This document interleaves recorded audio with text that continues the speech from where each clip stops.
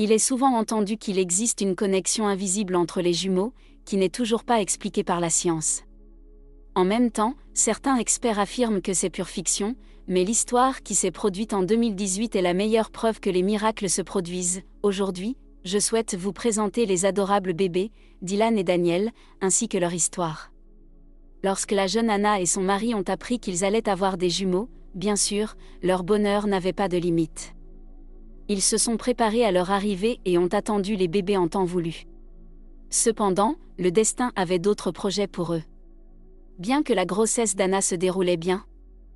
Un jour d'octobre, la femme de 28 ans a accouché. Bien sûr, la mère était très effrayée car il était trop tôt pour voir ses bébés, à seulement 25 semaines de grossesse.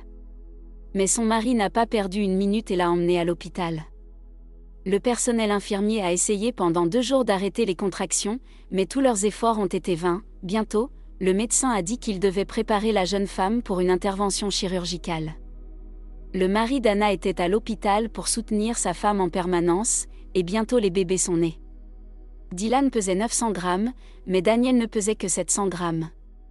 Les médecins ne cessaient de leur dire de ne pas se décourager et de croire en leur bébé.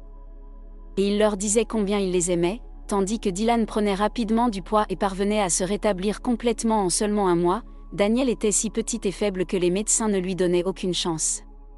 Dylan a rapidement quitté l'hôpital et est rentré chez lui, mais son petit frère, Daniel, avait déjà passé 2 mois en soins intensifs, et même s'il était resté à l'hôpital si longtemps, il n'était pas capable de respirer par lui-même.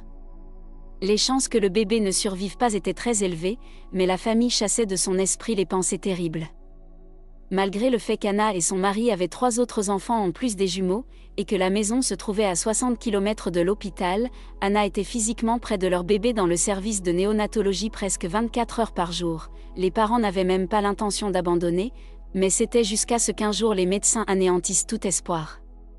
Je me souviens être venue à l'hôpital comme d'habitude, mais le personnel infirmier se comportait un peu étrangement, du moins c'est ce qui me semblait à l'époque. On m'a demandé de me rendre chez le médecin-chef, et quand je suis entrée dans le bureau et que j'ai entendu ces paroles, j'ai failli m'évanouir, se souvient Anna.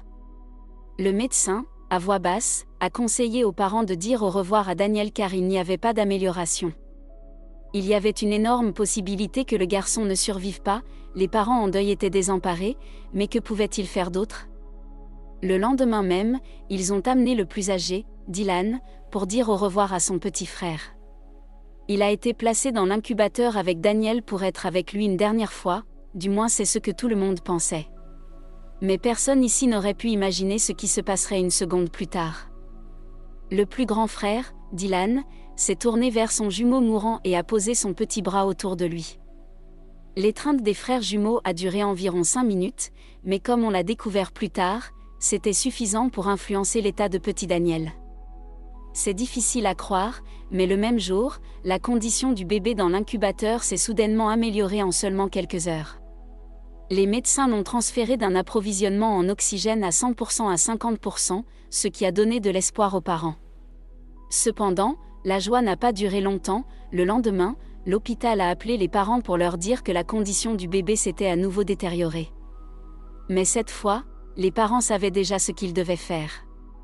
Anna et son mari ont pris Dylan et sont retournés à l'hôpital. Le frère aîné a été placé auprès de son frère, et la même chose s'est produite, le bébé s'est à nouveau amélioré.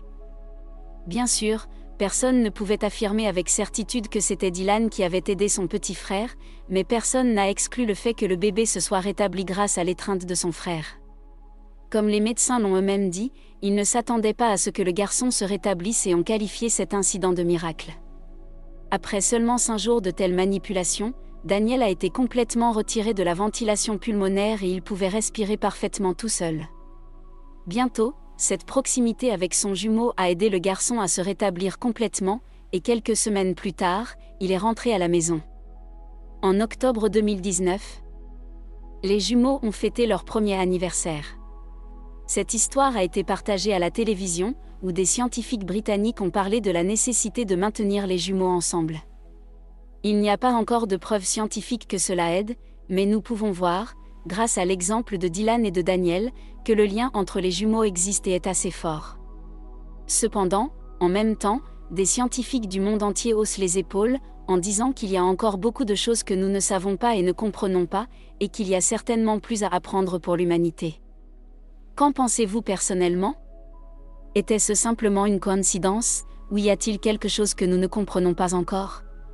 N'hésitez pas à donner votre avis dans les commentaires. Merci d'avoir regardé la vidéo. Si vous l'aviez aimé, n'hésitez pas de vous abonner, d'aimer, de partager et d'activer la cloche de notification pour recevoir nos nouvelles vidéos.